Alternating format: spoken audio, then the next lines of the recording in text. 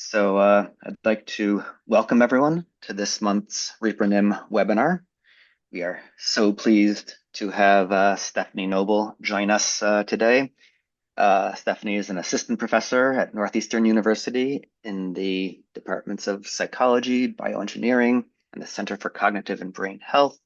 She received her bachelor's degree from Princeton and her PhD in the interdepartmental neuroscience program at Yale, and then postdoctoral training there as well. Somewhere in that period of time, she became a star in the OHBM hackathon and open science areas, and therefore crossed paths with many of the ReproNim individuals, so is well known to the core staff of ReproNim. She has lots of academic work that she'll talk about, and also the bio that got dredged up also shows a good bit of industry interactions as well. So that's very exciting to hear that multifaceted bit of her background.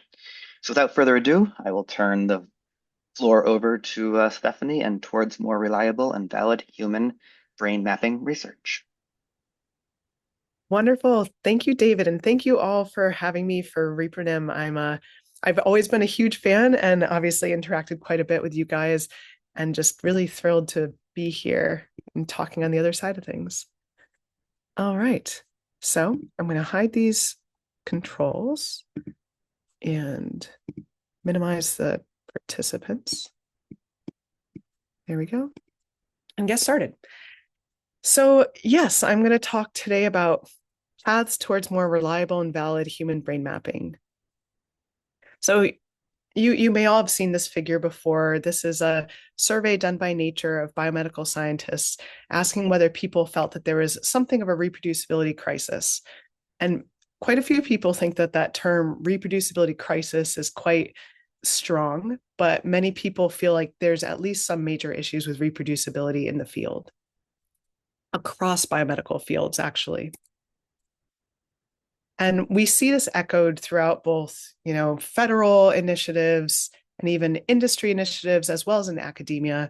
So if you've written an NIH grant, you may have had to emphasize a rigor and reproducibility section. Amgen also released this paper in the middle that talked about raising standards for preclinical cancer research. And then there's been a lot of different types of articles in neuroscience and neuroimaging that talks about different issues with reproducibility, issues with power. This is one paper that talks about issues with power across all of neuroscience. And we have plenty of papers also in neuroimaging that talk about reproducibility here. So one theme that's come up time and time again about how we can address reproducibility is to use more precise analytical methods. So there are a number of different ways we can improve reproducibility, and this is just one theme that has come up quite often. And this is one that we tend to focus on. So for the rest of the talk, I'm going to talk about how we can get more precise analytical methods, and I'm going to appeal to how we define accuracy in the context of measurement theory. So we think of accuracy as being made up of two different cornerstones, reliability and validity. So reliability is the ability to get similar results given repeated trials. And validity refers to some correspondence with some desired outcome. So if we have a bullseye and we ask someone to shoot at this bullseye, our target is really the center of this bullseye, the center of the target. So this person, even though all of their individual shots cluster quite a bit together, which means that they're quite a reliable shot, if we take sort of the Euclidean mean of those different arrow shots, it's off of the bullseye. So we might say that this doesn't have as great validity in terms of it doesn't quite correspond with our desired outcome of hitting the center of the target. In contrast, if somebody shot in this pattern, this is a less reliable shot. You can see that each arrow is quite far from one another, at least in contrast to the previous shot. But if you took the average of these shots, it might actually start to converge upon the bullseye, especially if we had many, many more shots that were in this sort of pattern. So it might actually be more valid on average, this second scenario, than the first scenario, even though it's less reliable. But if you wanted somebody to hit the bullseye on any particular shot, you might see that the first scenario, we're biased away from the center, so we might not be able to hit that. And then in the second scenario, even though on average we might be able to hit the bullseye, any particular shot is far from the center. So this is just an illustration how if you want a target, if you want a measure that hits a particular target, we need both reliability and validity. Here I'm going to start by focusing on reliability. So let's talk a little bit about reliability in neuroimaging. There's a growing consensus across the field that reliability, at least at the univariate level, is quite low. So there's a meta-analysis that we conducted looking at functional connectivity and a meta-analysis by Elliott and colleagues looking at task-based activation that came up with a similar finding that we tend to see quite poor test-retest reliability. And we'll go into some of these findings in just a bit. But the implications of this are quite nuanced and often misunderstood. So after the Elliott and colleagues paper was published, we saw a number of different news articles that talked about MRI studies not being suitable for research, they're not as useful as scientists once thought. That was not necessarily the direct opinions of Elliott and colleagues. They actually pushed back against some of these. And a number of us thought that we would also, add our thoughts about why implications of these particular findings are a bit more nuanced. So Bill Kriegel and Torwager published a paper adding some nuance here. We also published a paper talking about a deeper guide to test-retest reliability, how you should think about interpreting it, what are the limitations in these interpretations. I'll also talk about this in a little bit as well. And I want to really emphasize that the importance of understanding test-retest reliability goes backwards to that first slide that I showed. Test-retest reliability is the cornerstone, one of the key cornerstones of understanding accuracy. So we want to have a precise interpretation of test-retest reliability to better understand how accurate our methods are. So I've talked about the importance of test-retest reliability. How might we measure it?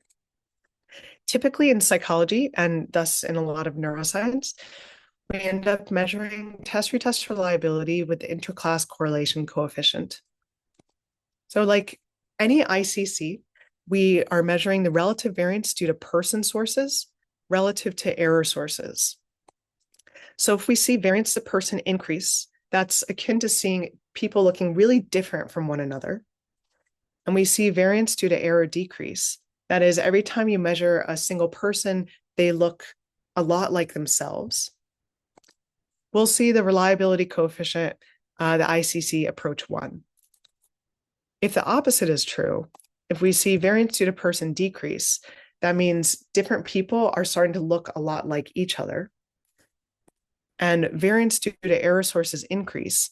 That means every time you measure a person, they start to look not a lot like themselves. Maybe they look a lot like somebody else. Then the ICC will approach 0. So there are some canonical rules of thumb for how to interpret ICC. Like most statistical rules of thumb, these are not set in stone, but this is kind of a good place to start for understanding different levels of ICC and comparing it to previous findings in the field. So now that we've talked about how we can measure test-retest reliability and how we can interpret it, we can go back to this meta-analysis estimate. So I want to emphasize that doing a meta-analysis of ICC coefficients is actually not a common thing to do. We will typically look at more standard effect size measures like a true correlation or a Cohen's d. There are some differences in the expected variances of ICC coefficients, of ICCs. We talk about this in our paper about how we use some other previous work to try to estimate what these different variances might look like. So please feel free to check that out if you're interested in doing meta-analyses of ICC coefficients. But overall, both we and Elliott and colleagues look across many different types of studies. And typically we're both looking at univariate, either edge level or region level ICC. And we combine across all of these studies and see what sort of a point estimate and confidence interval might be for ICC across all of these studies. And we find ICC less than 0.4. They find ICC point estimate close to just under 0.4, but really straddling that line between poor and fair. Overall, this suggests that reliability might be more so on the poor side across both task-based activation and functional connectivity. However, there are a number of factors that can be used to increase test-retest reliability. So I'll talk about a few of them here, drawing from both the activation mapping literature and the functional connectivity literature. So there are a number of acquisition choices. We know that more data per subject tends to increase reliability. There are diminishing returns. There's kind of this contrasting in this contrasting finding that if you average data across longer intervals, you'll get more reliability.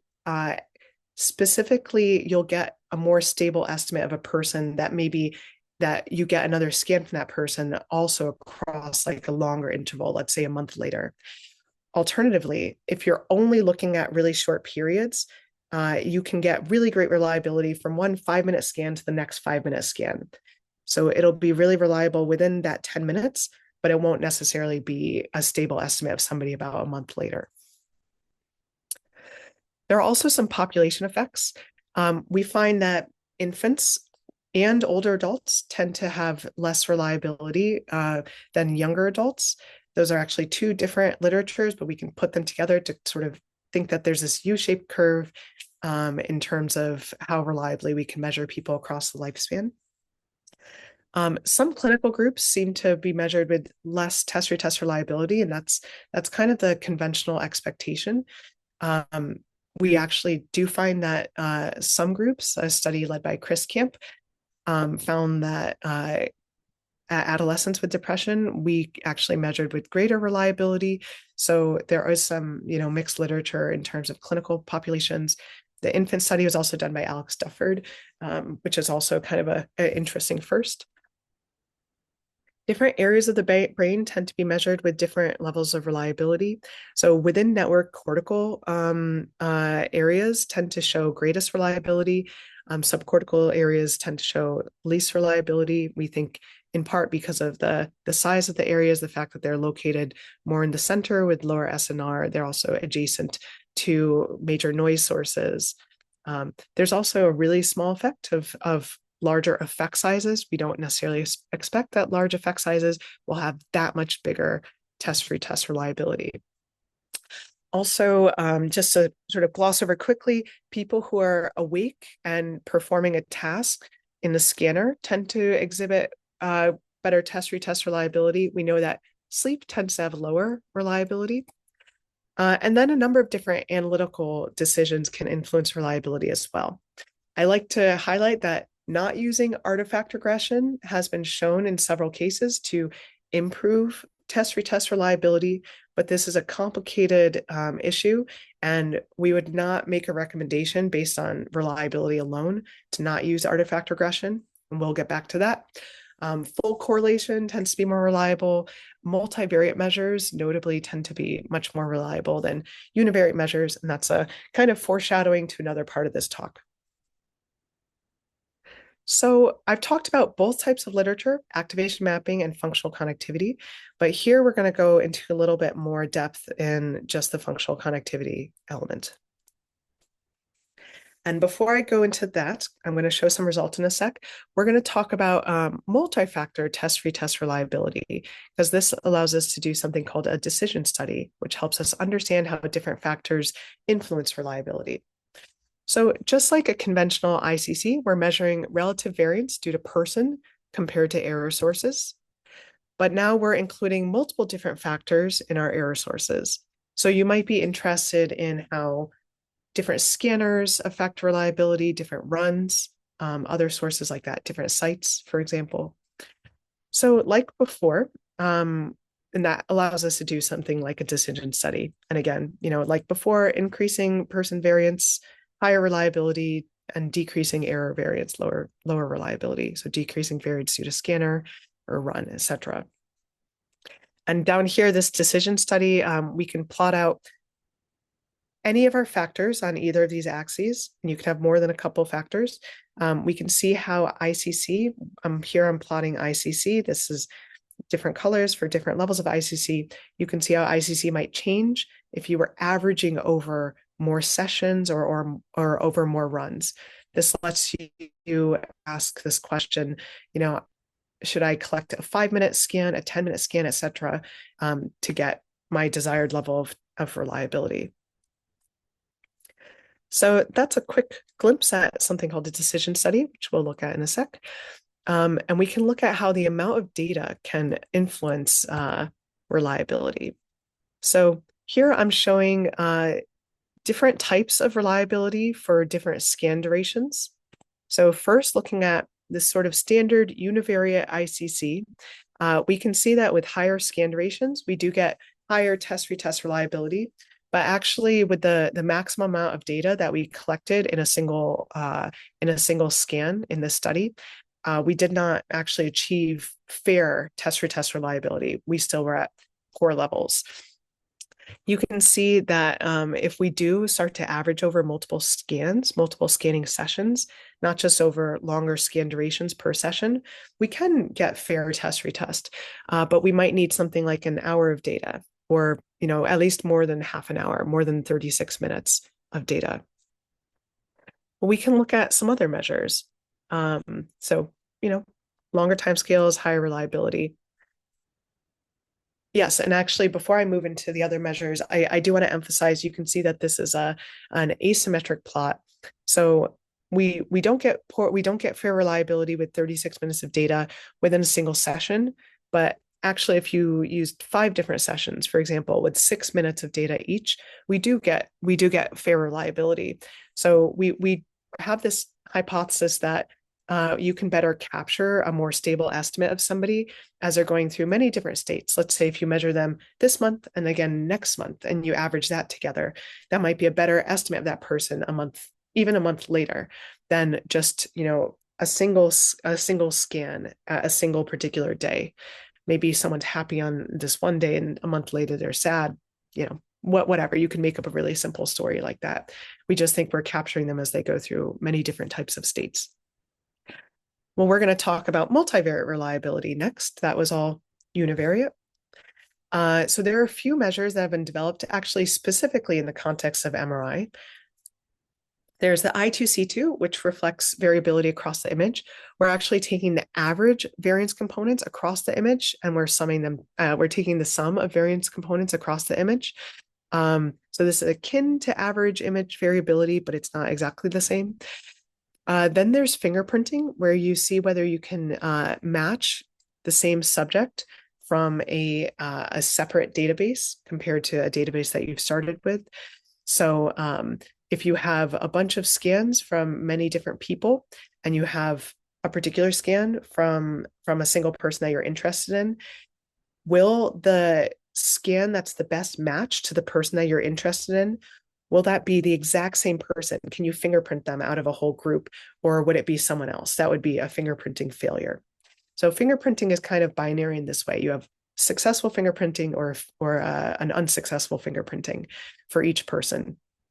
There's also this metric called discriminability that's been created as a generalization of fingerprinting and also as a multivariate generalization of the ICC. So instead of this binary kind of choice, we actually consider the distance between people. And this is an effort led by Eric Bridgeford and Josh Vogelstein, and I've been grateful to be part of this. It's a pretty cool measure. So we have all these new multivariate reliability measures that we can use, and we can see how reliable our measures are when we consider multivariate types of approaches. So for the I2C2, already we can see that we get fair test-retest reliability even in a single session when we use that approach. And we can get all the way to excellent reliability at our maximum number of sessions. So better multivariate ICC. Then if we look at 2 different measures of fingerprinting, perfect separation, which is a more kind of conservative measurement when you have lots of repeated sessions for a person, or just an identification, which is a less conservative measure. We can see about 80% to 100% reliability, suggesting that even if we have really poor edge level test retest, we can get really good reliability when we consider multivariate pattern of information across the brain. So that's one piece of information that might encourage people to consider multivariate methods if they're concerned about reliability. All right, I've talked a lot about test-retest reliability, and I talked a little bit at the beginning about validity. And I want to point out that there's a relationship between the two as we move a little bit more into the realm of validity. So this is called the Spearman attenuation. So we are going to talk about how observed correlations relate to both reliability and, theoretical correlations. So we have an observed correlation between some primary variable, let's say it's a biomarker of some disease, and then some target variable, let's say it's a ground truth measure of that disease. So we have just the normal correlation that we would measure. And we call this observed criterion validity. How much does our putative biomarker reflect our actual target? This is a function of the true underlying criterion validity. What is the true relationship between these two things in the absence of noise? And the within measure test retest reliabilities. So the within measure reliabilities, as they decrease, they actually attenuate our observed correlations. But you can see that both reliability in orange and the true correlations, the true underlying validity in purple, they both independently affect what we observe. They're not necessarily directly related to each other, and actually they're distinct from one another. And I'll highlight this with an example. So here are a couple maps of data from the Human Connectome Project. On the left side, I'm showing correlations between individual edges and fluid intelligence. We often use fluid intelligence as something that we know that we can predict. So here I have correlations with fluid intelligence. I'll call that behavioral relevance on the left, our observed correlations. And on the right, I have a map of just test-retest reliability of individual edges. You can see already at a glance that these two spatial distributions are quite distinct. We can also quantify that, and we get a very, very small correlation between these two things. So this would be considered like an extremely weak correlation. So there might be a pattern, but it's very small. It's of course significant because when you have 30,000 variables, you tend to get anything being significant. But I think what I'd like to emphasize here is there's a lot that's very distinct between what we would consider like this observed validity and the underlying test-retest reliability. So these two things are not the same. I also like to highlight this through the study of Elliott and colleagues. So they one of their major findings is that reliability is quite low. And actually in the blue to green plots, the second row in the top and bottom tasks, they show only the areas that are reliable above this poor 0.4 level. And you can see much of the brain is not reliable, and they've circled areas that they expect to see activations. And they find that those areas exhibit poor test-retest reliability. But we can also look at the top rows. So these are the actual group level activation maps. And we can see that even though there's very poor test-retest reliability in the circled areas, there's really strong group level effects exactly where you would expect them to be.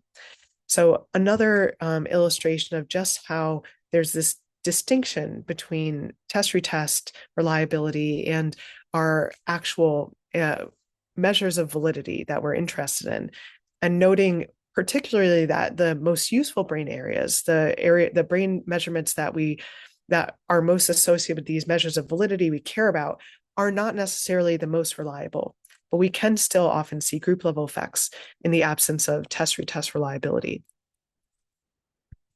Can I interrupt real quick? Yep, absolutely. You might not have your chat on. JB asks, how is measure of fluid intelligence reliable? Is the measure of fluid intelligence reliable itself? Yeah, that's a great point. So typically we're focusing only on the reliability of the brain, but I know that the actual like cognitive measures, the cognitive assessments, there's a richer field that focuses on measuring test-retest of those and validity, different types of validity of those. We did not measure that in this study, but that is definitely another piece that limits the observed criterion validity here.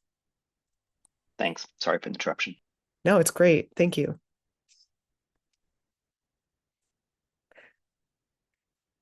And along this theme of the most reliable measurements are not necessarily the most valid, we can come back to this finding that not using artifact regression sometimes increases reliability. So there are some studies that have shown specifically that artifact is quite reliable. So different types of CSF motion can be very reliable. In our own studies that are not published, we found that motion could exhibit, even excellent levels of test-retest reliability. So in contrast to univariate brain measurements that might exhibit poorer reliability. But other studies show that even though artifact is reliable, even though when we remove it, we can sometimes decrease test-retest reliability, still denoising can often improve our ability to detect meaningful outcomes. So this is another piece of advice that we don't necessarily always want to just, do things without thinking a little bit more carefully that just improve test-retest reliability without thinking about their impacts on the things that we really care about, underlying validity. And this is I think consistent with findings by Pervez and colleagues, that prediction study showing that also leaving certain types of artifacts in the data did improve predictions, but we don't necessarily want to be predicting things based on artifact. We care about predicting things based on brain. So they also suggest, continuing to denoise as normal, even though that might improve predictions. Yes, because choices that increase reliability can decrease utility. Okay, so we've started going in the direction of validity, and we are going to go a little bit more in that direction. As a quick side summary, we find univariate reliability tends to be poor, but many factors can improve reliability, particularly multivariate measures. Although it's important to be careful because reliability is not validity and there can be a trade-off. So now we will move closer into the world of validity. And specifically, when I'm talking about validity from here on, I'm really talking about validity of our inferential methods, with the standard goal of finding true positives and limiting false positives. So there's been a lot of talk specifically about how to improve power in neuroimaging, how to improve our ability to detect true positives. This is often couched in the framework of improving power can also improve reproducibility.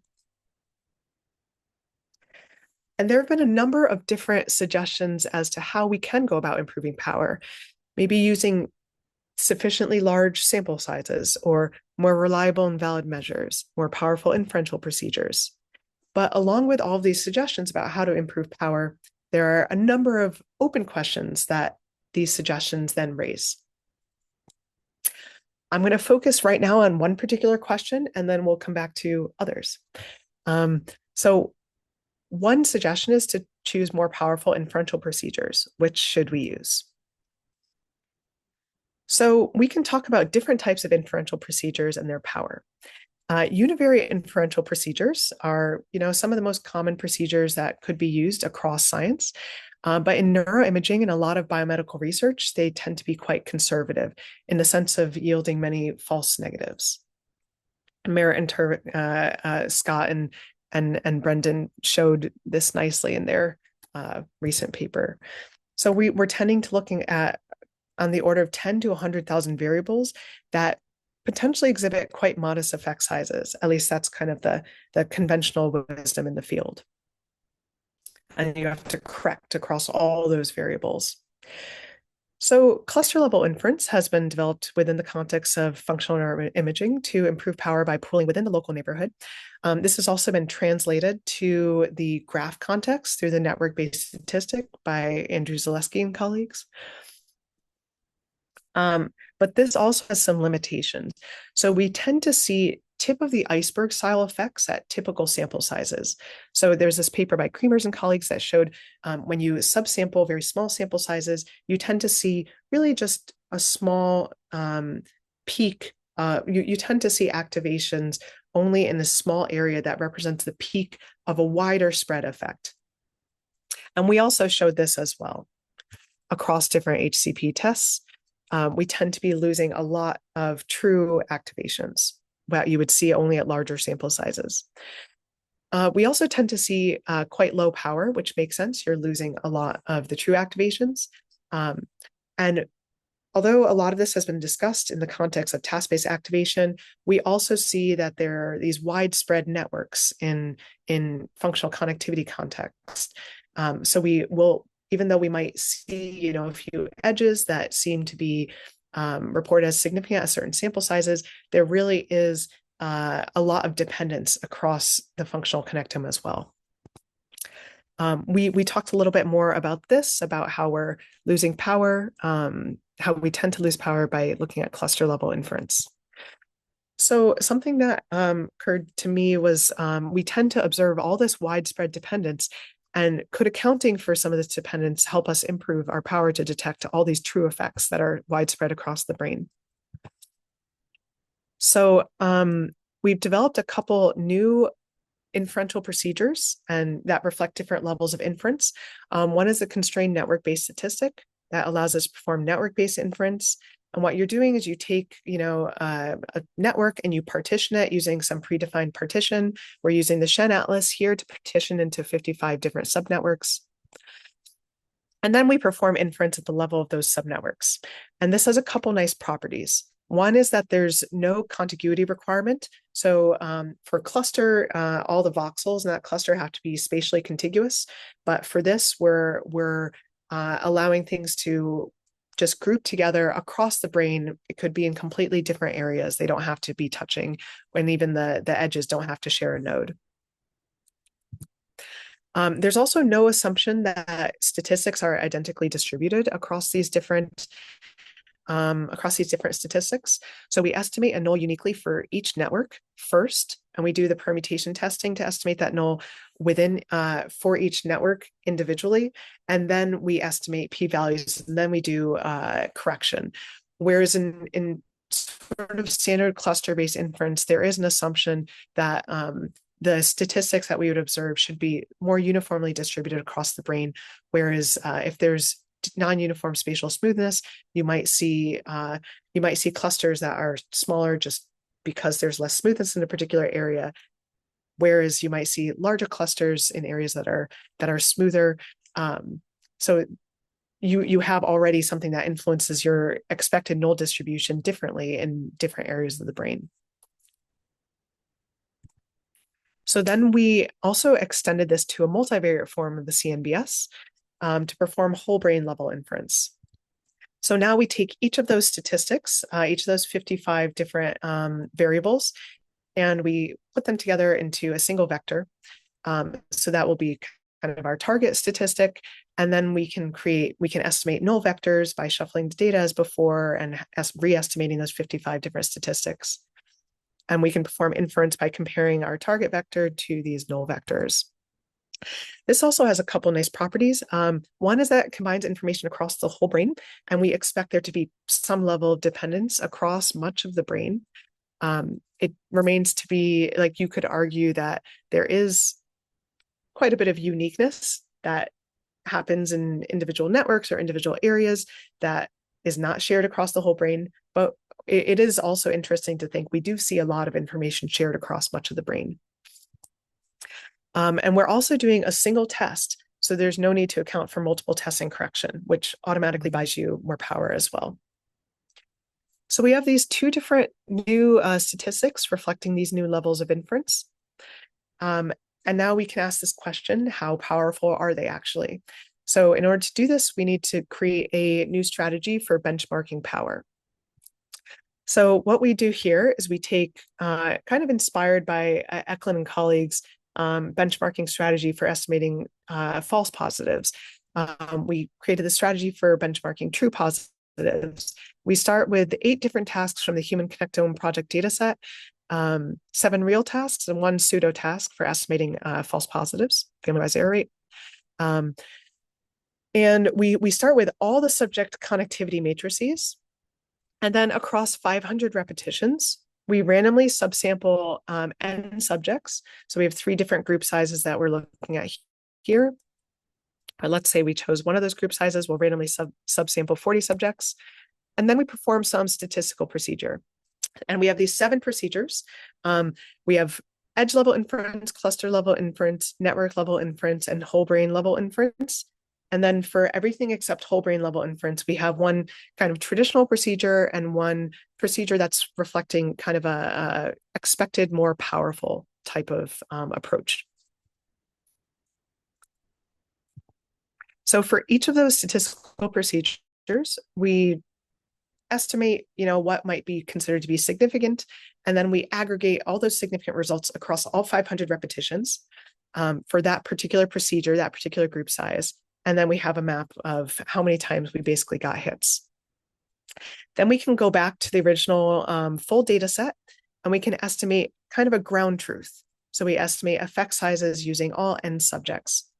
And then what we can do is we can compare everywhere that we got a significant result in a given direction with whether the ground truth showed that there was actually an effect in that direction.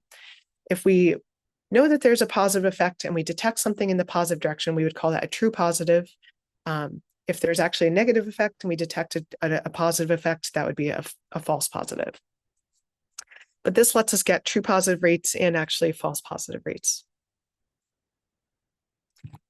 And we did this over 168 benchmarking experiments comprising 8 tasks, 3 group sizes, and 7 statistical procedures. So here we have a strategy for benchmarking power. Now we can apply that and see how powerful each of these inferential procedures are across sample sizes. So I'll start by showing the results for 40 subjects. I have average power across the brain on the y-axis and each different inferential procedure on the x-axis. And you can see that as we move to larger scales of inference, we tend to get greater power. It is interesting to point out that edge level FDR correction outperforms cluster level inference, just really pointing towards the power benefits of FDR if you're willing to admit a few more false positives. And this pattern holds true across different sample sizes, even at, okay, so we get adequate power for only these more global approaches. We only see, network level inference and whole brain level inference exceeding our typically targeted 80% power level. And I'm going to sort of skim through this part in the interest of time, but we tend to miss about 75% of the connectome using edge and cluster level inference when we use typical sample sizes.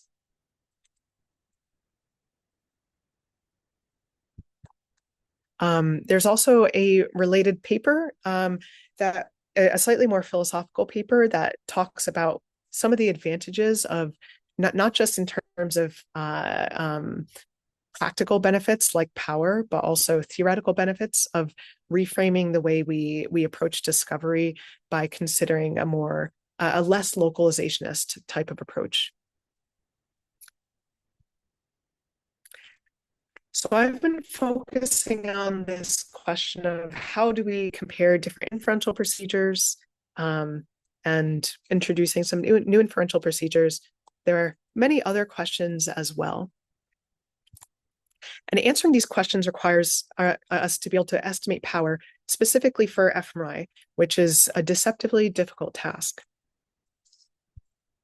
But we're working on a path towards some better estimation of effect sizes and power for study planning. So the first step would be to understand what sort of typical effect sizes we might expect in neuroimaging. And then the second step is to develop some tailored power estimation procedures, building on those earlier benchmarking procedures that we've introduced.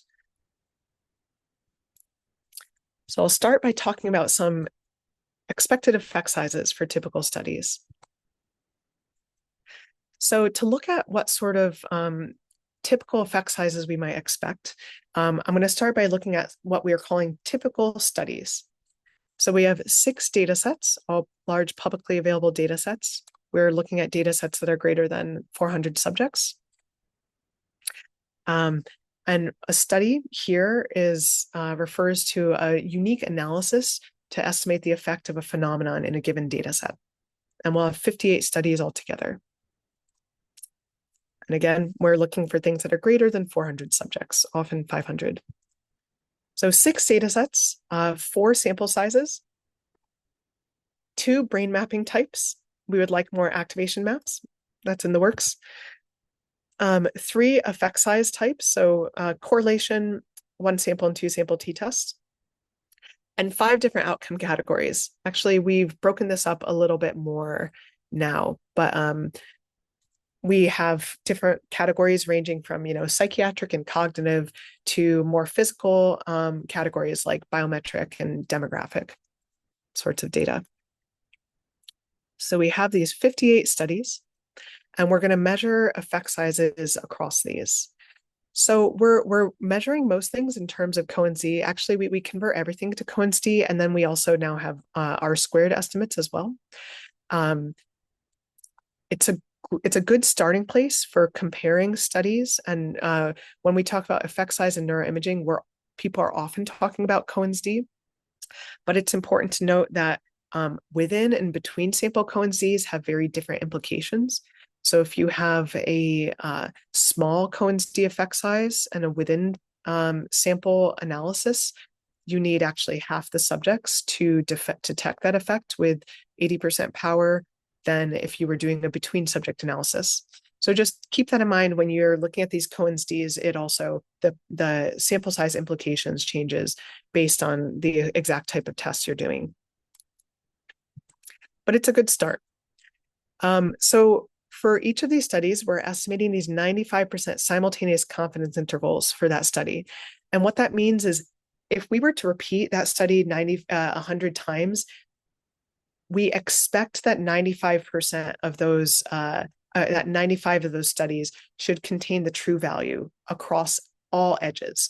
So these confidence intervals are made big enough that we should contain the true effects across all edges simultaneously, or all voxels simultaneously. So here are some representative studies. For a between subject analysis, we will start by looking at correlations. These are often referred to as brain-wide association studies. And here is a map of simultaneous confidence intervals. So again, 95% of experiments would have the true effects, all true effects in the shown shaded area.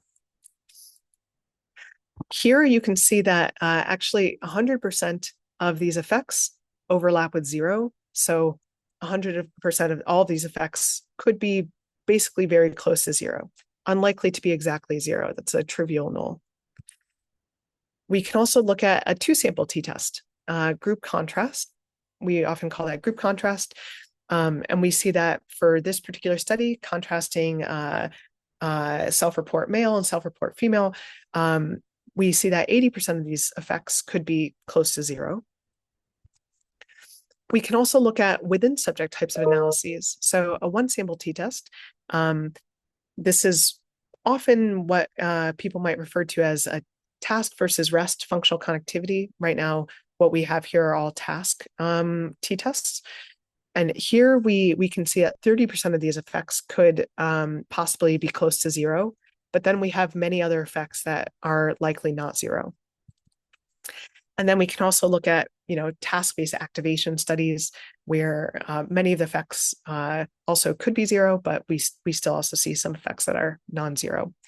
And right off the bat, you can see that when we compare between subject and within subject analyses, we have within subject analyses tending to exhibit higher effect sizes, between subject analyses tending to exhibit lower effect sizes. And we tend to see greater effect sizes for functional connectivity compared to activation mapping. There's a bit more nuance that we're finding recently.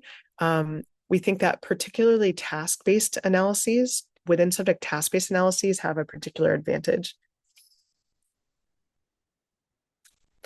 But we repeat this across all of our different types of studies, and we see similar patterns. So I think to be conservative, it makes sense to plan for effects to be very small if you're looking at between subject analyses. And especially we see the smallest effect sizes for psychological constructs. And then our maximum conservative Cohen's d that we observe is less than medium. So conservative Cohen's d is looking at the part of the confidence interval that's closest to zero. But if you do within subject analyses, you might expect effects to be quite modest to potentially medium. There are a substantial number of non-zero effects looking at the simultaneous confidence intervals, and our maximum conservative Cohen's d across all studies is large. And this is sort of a quick table to show how much data you would need to detect our maximum conservative Cohen's d across these different study types.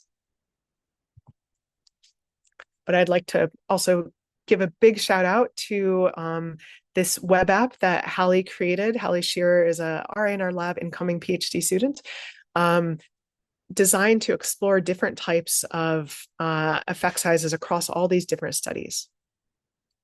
We've worked really closely together to analyze this data and then present it in a user accessible format here. So please feel free to check that out. And now we have there it is, the meta-analysis tab. So a quick overview. In the interest of time, I'm going to skim over some of this, but you're able to contribute data to this web app so that you can have your study also shown alongside the other studies. We are looking for greater than 400 subjects, so please keep that in mind. But we have a contribution format for contributing subject level statistical maps. And then we do group level analysis from those statistical maps across levels of inference and correction strategies. We use all the information from the contribution format to automatically specify the group level analysis procedures. And then in R, we actually do the effect size estimation and meta-analysis. R is really well suited for all this kind of higher level statistical estimation, and then build the web app from there using a UI server and some data that's hosted on Shiny Apps. Quick shout out, we are using BrainLife to take contributed data. So we have this pathway to understanding what sort of typical effect sizes you might expect. And then we can develop this tailored power estimation procedure. In brief, there are a few power estimation procedures that have been developed in the field. I think these are no longer available or do not have specific tools associated, and they're often using either parametric approaches to parametrically estimate power, or they rely on users to provide their own effect size maps. So we're proposing this new approach that relies on our empirical benchmarking procedure. So it's a non-parametric rather than parametric approach. So we can do this for non-parametric inference procedures. And it uses our typical studies. So users don't have to actually supply their own data. And yep, that's some of those pros. No requirement for user-defined effects. We can use arbitrarily complex inferential procedures, and the web app would be easy to use. The user just provides information about their study and what sort of inference procedure they use. And we use pre-estimated power curves from existing studies to say what sorts of data they would need to achieve their desired power level. There will be only generalizability strictly to the studies in the database, but there are ways to help expand generalizability. And Fabrizio Cravo is leading this effort, postdoc in the lab. All right. So a quick summary. As we're moving towards more reliable and valid human brain mapping, there are a few suggestions for improving both reliability and inference. At the edge level or univariate level, we tend to see poor reliability and small effect sizes leading to lower power. At the network level, we tend to see higher reliability in specific networks, especially within network subcortical areas, and we tend to see better inference, better power. But then at the whole brain level, we can get quite substantial reliability and excellent power. We actually often see 100% power, although you have to make this trade-off whether you want to sacrifice spatial specificity. I think it's particularly useful to consider this trade-off if you're working with very small sample sizes. You might not have even the power to detect things with great spatial specificity. So it might be advantageous to start with a more multivariate, wide scope type of perspective and then drill down from there. So there are other factors that influence both reliability and validity. So different types of mapping approaches and different types of test types have different effects. We tend to see demographic variables having higher effects than psychological variables. But it's important to be careful. Reliability is not utility, and there can be a trade-off. So with that in mind, there was a number of tools from the labs that I've shouted out earlier and talked about Hallie and Fabrizio. Alex Fischbach also has a local CSF correction procedure for subcortical structures. And then there's some other, like BISWeb is a great web-based image analysis tool led by Dustin Shinos and Xenophon Papadimitris. All right, with that, I'd like to acknowledge our lab, NeuroPrism Lab, and all amazing collaborators, amazing publicly available data sets, and funding sources. All right. Thank you all.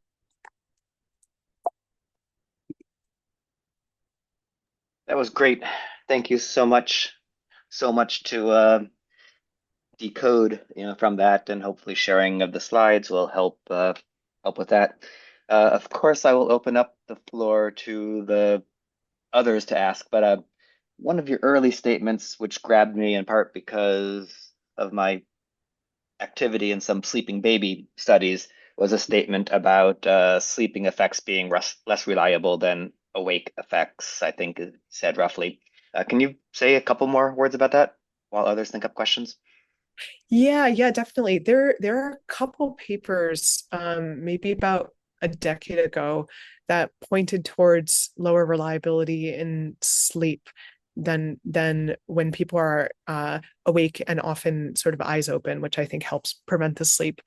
There's also one study in particular, I think, that estimated epochs where they expected people were sleeping based on, I think, physiological measurements, but don't quote me on that. But they estimated areas where they believed people were sleeping, and they scrubbed those out of the data and found higher reliability. But the names of those authors aren't coming to mind at the moment, but we talk about it in the review and meta-analysis. So this is maybe the Katie Chang arousal types of stuff, or arousal types of as a modulator of. Okay. Okay, cool. Others from the audience have questions? I see a couple questions from Right. JB wrote some things, yeah. Yes. Networks have to be predefined. Yes, for the constrained network-based statistic, they have to be predefined. That is a trade-off. I know it's not related to your next. Yes, actually, maybe it is. But there is a trade-off. It's not a very data-driven approach, but it tries to take advantage of the fact that you can use some a priori information about dependence across the brain to help constrain your estimates. And then you might lose some power from having to estimate some of those things in a data-driven approach, or you might not be able to estimate. If you have a smaller data set, you might not be able to estimate the full, dependent structure with a lot of precision. So maybe you would be interested in using some of that, like a priori knowledge from more established studies. It's the power trade for specificity. Yeah, I think it's like Yes, exactly. As we go more multivariate, we're hoping to have greater power. Um, and then we're saying that we're willing to consider all things together rather than make inference at individual areas. So it is, I think that's a good way of putting it. Yeah, sorry, can't really be on the call properly, but um, I was thinking that whatever we can do to increase power while keeping function spatial specificity constant would be like, the thing that would be the holy grail aspect. I don't know if that resonates with some of what you've been doing. Yeah, that's lovely. There was a study led by Wei Dai and Dustin that I was lucky to be part of, where they tried to estimate both. Um, they tried to do a combination of this data-driven network level approach, but also estimating from, sorry, a combination of the a priori network level approach, but then also incorporating a bit more of a data-driven perspective, estimating how the groupings might happen within a single within the data at hand. It's called a semi-constrained network-based statistic. Um, so there's some work to try to like hit more of this trade-off, um, to try to strike more of a balance between things. I would think also it would be great of us to think about where, like, at what level we think is appropriate to dig into spatial specificity. I think that perhaps the network level might make sense. You might see some independence across different networks in terms of the effects of the events. Um, but if we move more towards regional inference, as I talk about in the anti-localizationist paper, there seems to be less evidence to support the idea that we would see, specifically for more complex cognitive processes, there seems to be less evidence that it would be fruitful to focus on, let's say, individual areas as being the phenomena that supports a particular type of process. So I would say I think it's worth thinking about how far we want to go in the spatial specificity, like digging into the spatial specificity of things. Great. I see we're near out. Oh, do you want to follow up any on that, JB, now that your face is No, with no, us? I just love that talk. I just want to thank you, Stephanie. I'm looking really forward to discussing that a bit more. Yeah, that's awesome. Me too. Thank you for your questions, JB. I love our discussions and I love your questions. I feel like all of them could go in a really exciting direction. So let's keep talking. So we're at the end of our official time. The seminar takes its summer off, so we will join you again in September with a whole new year cast of folks to present. Um, and again, ReproNim often spends a lot of time on sort of the technical side of reproducibility, so it's great to hear a little more practical and biological side of reproducibility and replicability today from you, Stephanie. So that's great. So again, we'll keep the dialogue open and happy to continue discussing. And thank you so much again for having me. This is always really fun.